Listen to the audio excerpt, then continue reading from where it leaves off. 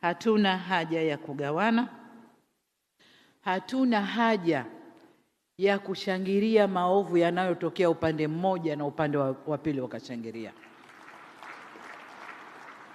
Sisi yanapotokea maovu Kenya, ni maovu yetu, tushirikiane kuyaondoa.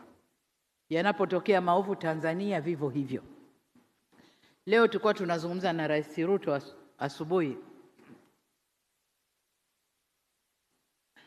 sijui asubuhi mchana, maana amechelewa naye amekuja mchana. Tulikuwa tunazungumza jinsi ya kudeal na hawa watoto wetu watovu wa adabu wanaojiita nani hilo jina hao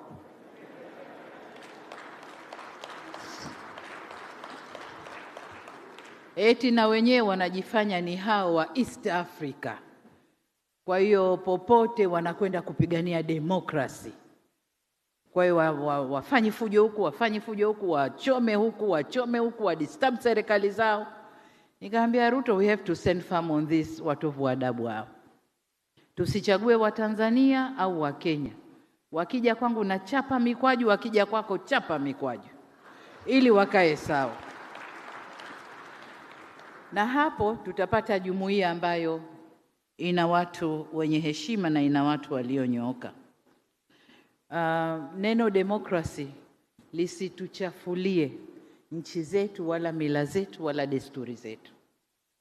Demokrasi haina formula. Demokrasi ya kule mbali tofauti na ya kwetu huku. Sisi kwetu tuna mila zetu na desturi zetu zinazokwenda na hiyo demokrasi. Kwa hiyo kwa namwambia mwenzangu, hebu tusimame mguu sawa kulinda hizi nchi zetu.